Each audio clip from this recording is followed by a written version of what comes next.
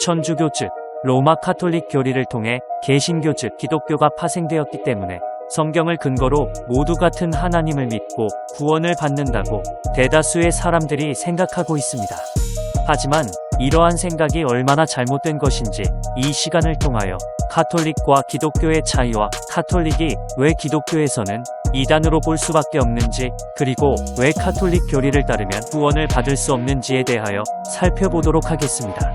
왜 하나님은 카톨릭이 마리아와 교황을 우상으로 형상화하여 하나님이 가장 싫어하는 것을 장소를 통해 허락하신 이유가 뭘까요? 카톨릭은 어떤 역사적, 문화적으로 실제 있었던 사건에 대한 장소를 중요하게 여기기 때문입니다. 반대로 기독교는 역사적 장소를 중요시하는 것이 아니라 하나님의 말씀을 중요시합니다.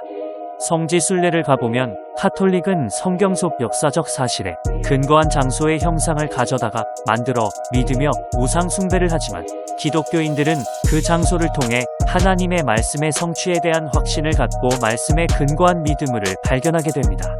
결국 카톨릭은 실제 있었던 사건 중심의 우상을 형상화하여 성상이나 우상 그리고 유물을 숭배하며 믿는 신앙생활을 하지만, 기독교인은 장소를 통하여 하나님의 말씀이 이루어지는 역사를 말씀을 통해 적용하는 것의 차이를 발견할 수 있게 됩니다.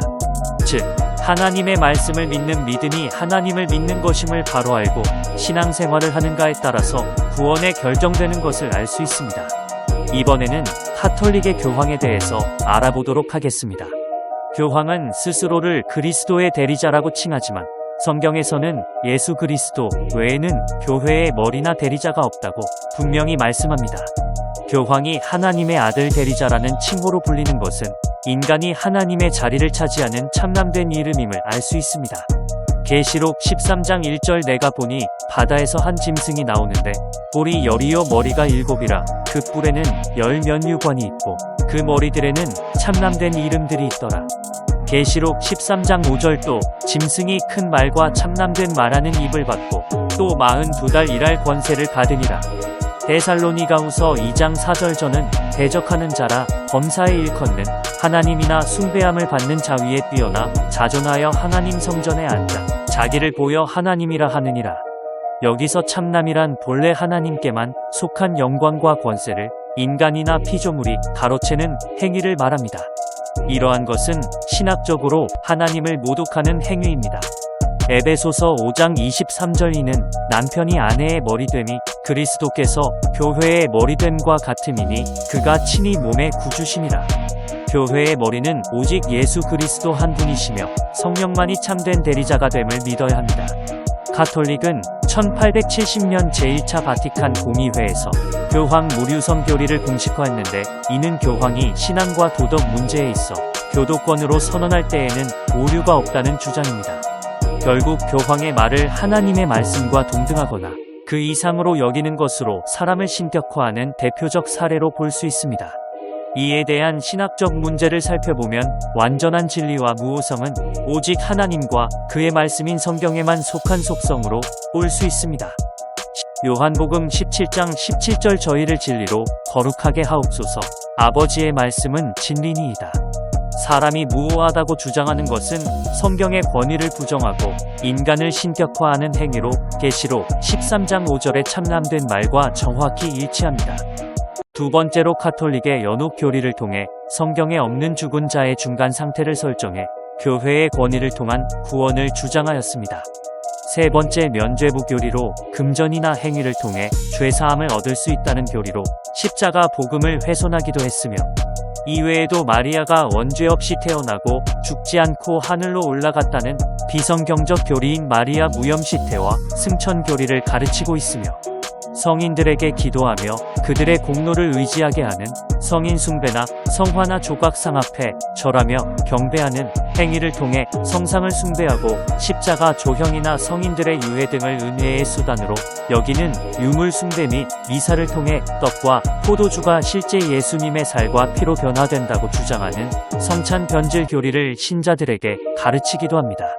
특별히 이 중에서 마리아를 숭배하도록 하는 교리를 살펴보자면, 431년 에베소 공의회에서 하나님을 낳은 이라는 칭호가 공식화되어 이후 하늘의 여왕으로 높여져 신자들의 중보자로 자리를 잡게 되는데, 1854년 마리아가 원죄 없이 태어난 것을 강조하는 무염시태교리를 주장하였습니다. 1950년에는 마리아가 죽음을 보지 않고 하늘로 올라갔다는 성모 승천교리와 같은 비성경적 교리가 추가되기도 했습니다. 또한 성모송 기도문을 통해 마리아에게 우리 죄인을 위하여 빌어달라고 기도하게 했으며, 가톨릭에서 이렇게 주장하는 성경적 근거는 누가복음 1장 28절 은혜를 받은 자여 평안할지어다. 주께서 너와 함께 하시도다. 누가복음 1장 42절 여자 중에 내가 복이 있으며 내 태중에 아이도 복이 있도다의 말씀을 근거로 하고 있기 때문입니다. 하지만 성경에서는 마리아를 은혜받은 여인으로 기록했지만 결코 숭배나 중보자로 세우지 않았음을 알 수 있습니다. 예수님은 누가복음 11장 27절에서 28절 말씀을 통해 마리아보다 하나님의 뜻을 행하는 자가 더 복되다고 말씀하셨으며, 이러한 현상은 기도가 단순한 존경을 넘어 숭배 차원으로 이어지기에 성모 마리아를 숭배함으로 발전된다는 문제를 가지고 있음을 알 수 있습니다. 이와 같은 교리는 신학적 문제점을 내포하고 있는데, 성경이 말하는 예수 그리스도의 유일한 중보자의 직분을 침해하는 것과 다를 바 없으며, 디모데전서 2장 5절 하나님은 한 분이시요 또 하나님과 사람 사이의 중보도 한 분이시니 곧 사람이신 그리스도 예수라는 말씀에 반하는 교리입니다.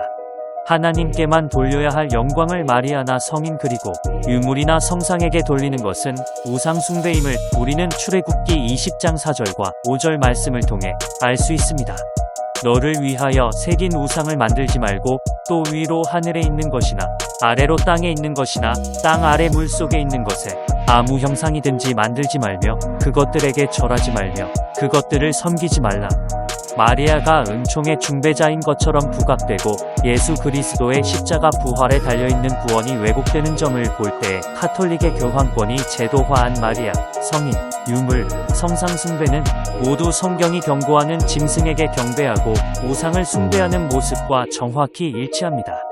이는 하나님의 이름을 회방하고 교회를 오염시킨 행위이며, 오늘날의 성도는 오직 그리스도만 바라보며 바른 믿음으로 세상의 인본주의적 교리와 싸워 이기는 복된 그리스도인들이 되시기를 바라며 이상으로 마치겠습니다.